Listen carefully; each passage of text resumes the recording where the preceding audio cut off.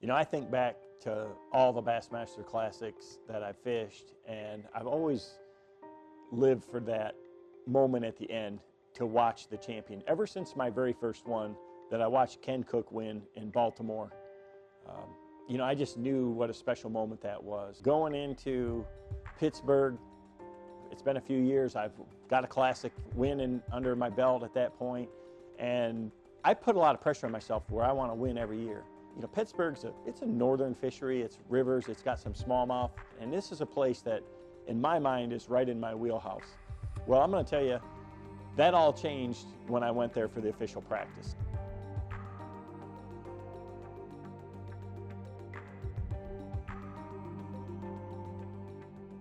It's 3 rivers, and I went up there, and it was brutal, like brutal, to even catch a bass.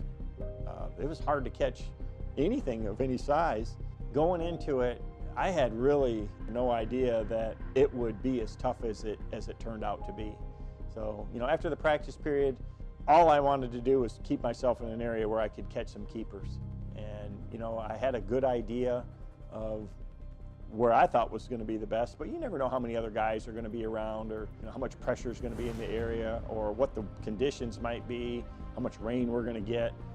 You know, during that long off-limits period, a lot of things can change. So, you know, we came back, tough conditions, hot summer, very stingy fishery, and not very big bass at all. And you know, we get the one official practice day. I didn't get many bites at all. You know, it's just one of those things where it's, hey, you want to stay away from your best stuff on a tough deal like this. You just don't want to catch anything. Start of the first day was really, really stressful. A lot of pressure on myself. Again, it's fairly close to home, got a ton of family there. You want to do good for them. I'm expecting to do well. I'm expected to do well by everybody because it's a northern fishery. It's smallmouth. That's right in my wheelhouse. And, you know, the first day did not go well for me at all. Maybe got a little bit nervous, fished a little too fast, went through my rotation a little too quick, and really struggled to get on anything. And then finally, late in the day, I pulled up to one bridge, fired that jerkbait out there. I mean, I hooked a good one, like a giant for there. It jumped off. And I'm like, oh my gosh, you know. And then I caught 2 back to back, and they were nice ones for there. Actually, one of them was, I think I tied in that Classic for big bass of the whole event with Stacy King, and it was like a 3-pounder. So that just tells you how important every fish was. So I caught 2, I lost 2 more, and then it was over. And I mean, I fished everything around there, I fished everything I could, and that's all I could manage for that day. You know, I come in and, you know, the lead is like 6 pounds. And it's like, wow, we knew it was going to be tough. I mean, I think all the anglers really knew, but to have that opportunity that first day, to have a legitimate 10-pound bag, that's what I mean, I saw the fish that I lost, and everybody talks about losing fish, but that is just, you know, it's heartbreaking. And, you know, but I feel fortunate, you know, I caught a couple that was still in contention. So going into the second day, I knew, you know, that I really had to put my head down. My primary pattern was fishing, you know, some finesse plastics, throwing a little shaky head with a 4-inch worm, and throwing that jerk bait. It was a old Smithwick Rogue, a bait I grew up fishing, something that, I mean, they really didn't even make them anymore. They're out of production.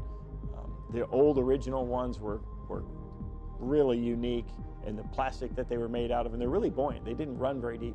And these fish were focused on little tiny shad that were right on the surface, and it seemed like, you know, if you had a bait that was down 3 or 4 feet, 5 feet, you wouldn't get bit. They were really focused on chasing those small bait fish up at the top, and I just didn't have anything that would imitate that small of a shad, but they would react to that jerk bait.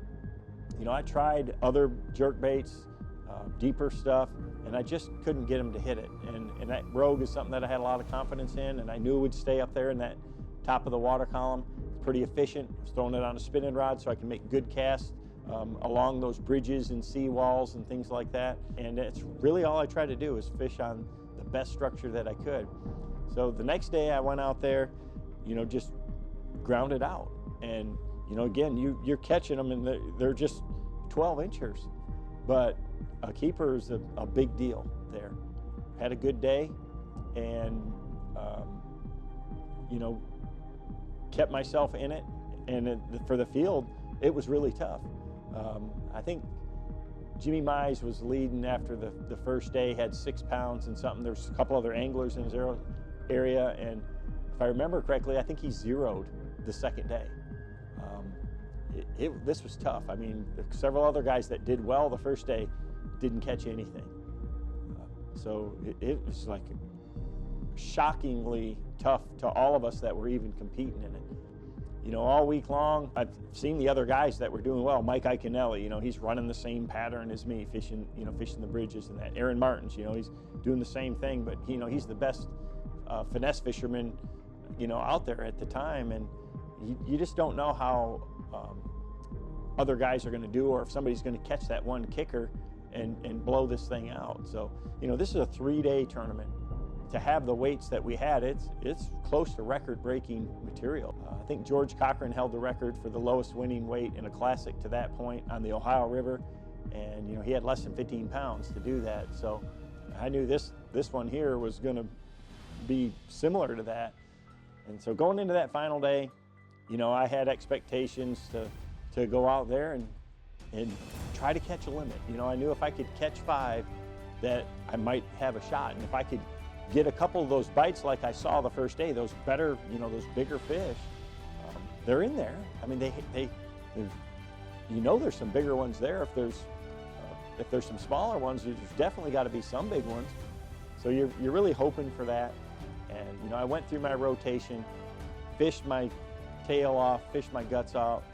It came down to the end where, hey, I know that if I can catch a limit, I'm going to have, I hadn't caught one yet, I hadn't caught a limit to this point. If I can catch a limit, I'm going to have a shot. Things came together. It was one of those days where, I made it happen. I caught all the fish on that final day on that jerkbait, and same thing again, just like in New Orleans.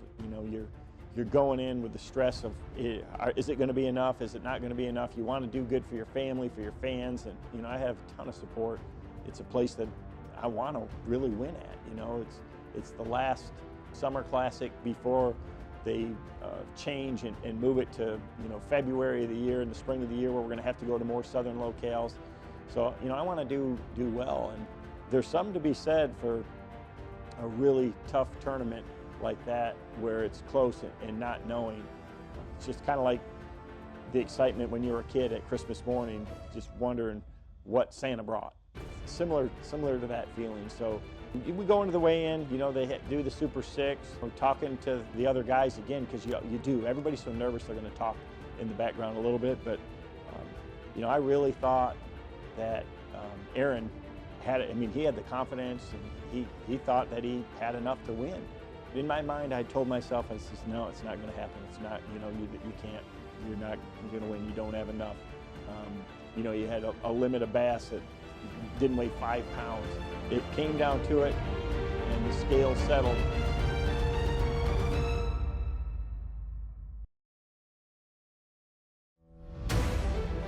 It was that same flood of emotion. I memean, so when that moment came, it's the same thing. I mean, just the shock, the disbelief, the thrill of it. It just in your mind, it doesn't register. As a competitor, all you're doing is focused out there trying to catch one more fish.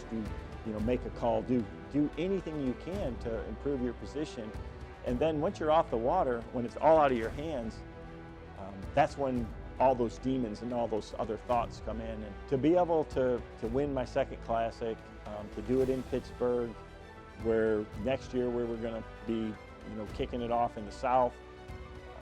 You have all my family there again, and again to kind of be in that elite group of 2-time classic winners, just nothing like it. The Bassmaster Classic, still it's the marquee event. It's the highest profile. It's the most thought of. It's the biggest media event in bass fishing. It's the Super Bowl, man. It's It's the Stanley Cup. It's, you know, it's the World Series. It's everything. It's the Masters. You know, to have it go down like that, you know, in my mind, you'd think, hey, I'd love to go into one and just blow it away. But it's really, really special to not know and to have that kind of be such a surprise at the end of it. Again, it's one of those things that you think of, and I have a lot of friends in bass fishing. I have a lot of people I'm real close to, a lot of great anglers. You think of Aaron Martins, you know, I've known Aaron a long time, and you know, to have those close calls like that where you finish second like that. I know, I mean, as great as it was a moment for me, it was equally as distraught for him. I mean, you could see it. You watch some of the footage, you know, the fish that Aaron lost. I mean, he was using super light line. He broke a couple off. I mean, any one of those fish, and he wins the Bassmaster Classic.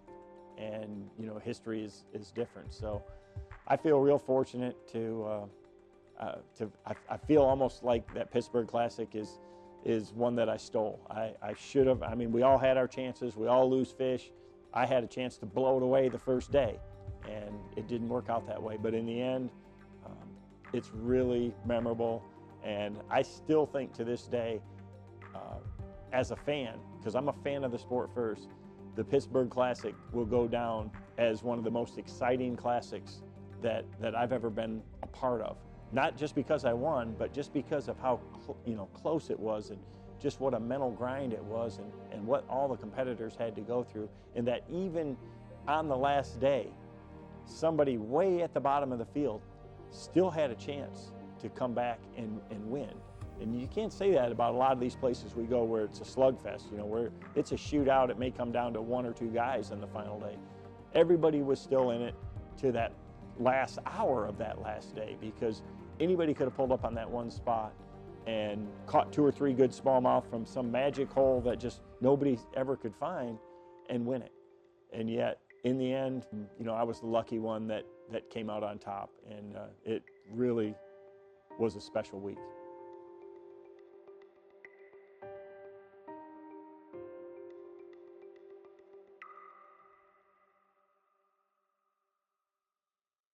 If you want to learn more about what it's like out on the tournament trail, follow me on social media, go to my YouTube channel, or go to kevinvandam.com.